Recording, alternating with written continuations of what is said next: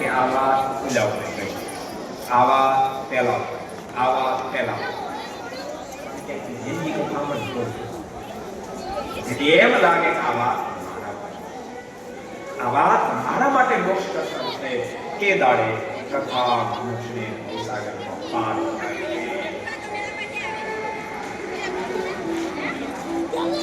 કથા વાર્તા સ્વામી કહ્યું કે આપણે વચનામૃતની કથાનો પ્રારંભ કરીએ, પણ નિત્યાનંદ સ્વામી કહ્યું કે મહારાજ આપણે કહેતા નથી એટલે રોજ કથા એટલે એની કઈ જરૂર નથી. ગોપાલ નિત્યાનંદ સ્વામી હમારા પર હાથ બોલે યાદ રાખજો, ગોપાલ સંકલ્પ પડતો સદગુરુ ગોપાલ પોતાને શિષ્ય બાળકોના સ્વામી કહ્યું છે, બાળકો એક કામ કરો, તમે વચનામૃત વાંચો, આપણે બે અને કથાનો પ્રારંભ કર્યો. કારણ આજુબાજુ આસપાસ આવી બેસતા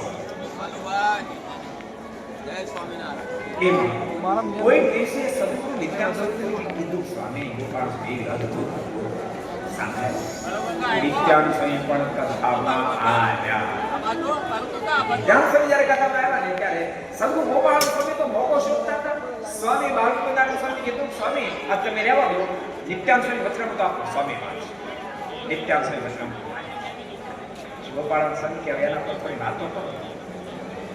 નિત્યાનંદ સ્વામી વિદ્વત્તા સબર વાતો, પણ નિત્યાનંદ સ્વામી કોઈ સમય તમે થોડી વાતો રોગ કરતા હોવા છતાં એટલા અમારા ચરિત્રોમાં જ્યારે મન ડૂબ્યું ત્યારે પરમ શાંતિ થાય.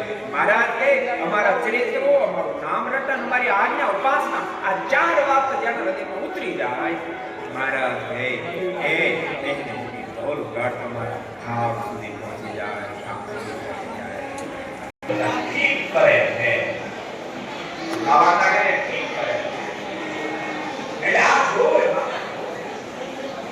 માનવાનું કારણ નથી, એને માત્ર સાવધાની રાખવાની છે. બાકી એમ એક ન હોય ને એ દાખલ રહે તો મોક્ષ માટે ભગવાનના ભક્તો કથાની બહુ મોટી કથા વાર્તા વિના કોઈ વિરામ ન આવે.